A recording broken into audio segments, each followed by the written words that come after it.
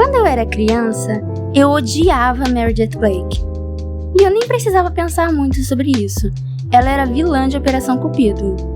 A madrasta má, a mulher que estava ali só para atrapalhar o casal principal. Mas recentemente, eu reassisti o filme como adulta e eu tive uma reação completamente diferente. Pela primeira vez, eu me peguei questionando por que Meredith era tratada como a grande antagonista da história. Porque, olhando para a situação de forma objetiva, ela não causou o divórcio dos pais das meninas, não separou a família e entrou num relacionamento com um homem que estava divorciado há mais de 10 anos. Ao longo do filme, ela descobre que o noivo escondeu a existência de uma segunda filha e é constantemente sabotada pelas gêmeas, e passa boa parte da história reagindo a situações que ela mesma não criou. E não, eu não estou dizendo que Meredith era perfeita, mas reassistindo ao filme, eu percebi que a personagem me parecia muito menos monstruosa do que eu me lembrava. Foi então que eu comecei a prestar atenção em outra coisa: as roupas. Porque existe uma razão pela qual eu desconfiava de Meredith antes de fazer qualquer coisa. O filme estava me ensinando a desconfiar dela. E isso começa desde a primeira cena que ela aparece. Compare a introdução de Elizabeth com a introdução de Meredith. Elizabeth é apresentada de forma acolhedora, humana e calorosa. Já Meredith entra em cena quase como uma femme fatale. Primeiro, nós vemos fragmentos dela.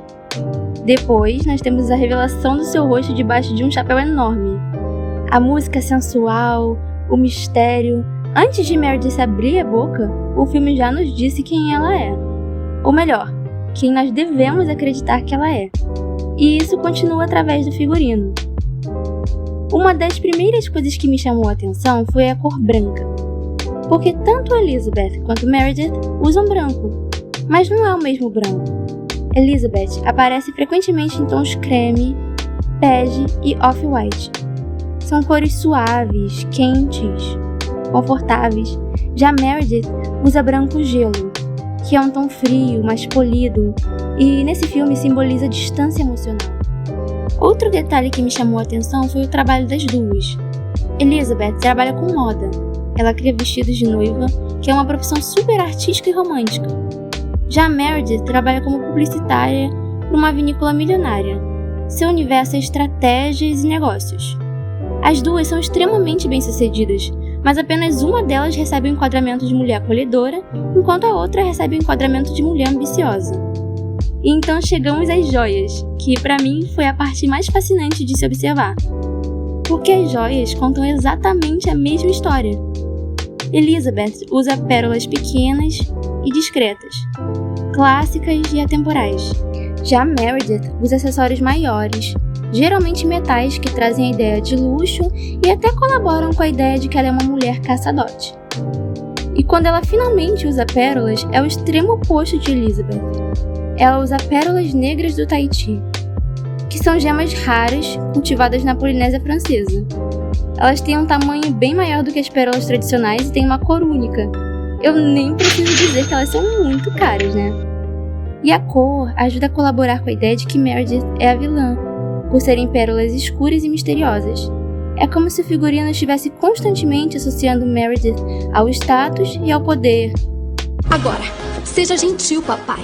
Ele é tudo que o senhor queria para sua garotinha e muitos milhões mais. Agora, para entender um pouco as escolhas do figurino de Operação Cupido, vale lembrar o contexto em que o filme foi lançado.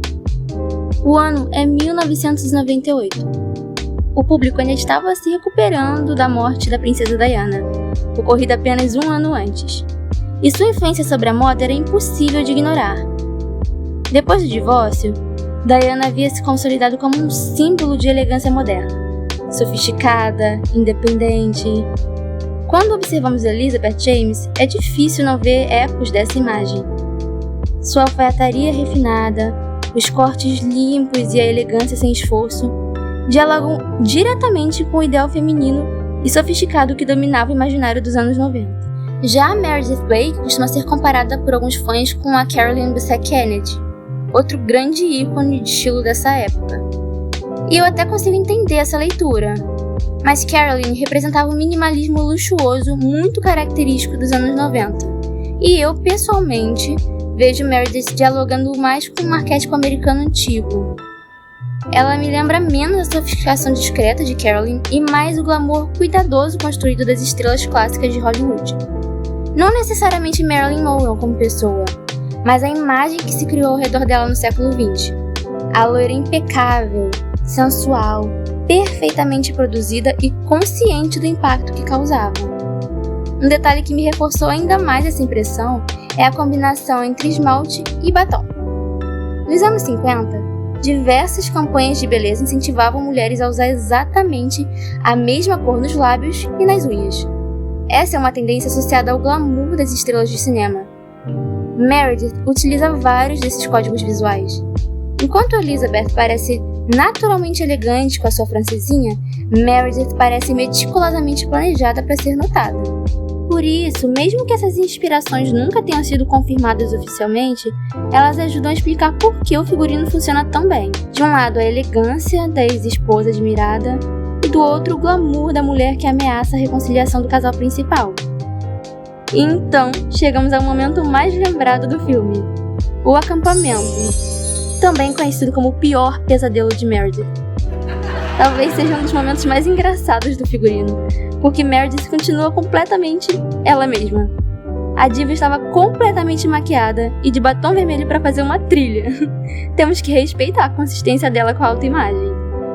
Os óculos, as roupas, que mesmo sendo atléticas, respeitam a silhueta e as cores da assinatura dela, dando um completo contraste com a roupa utilizada pelas meninas e por Nick.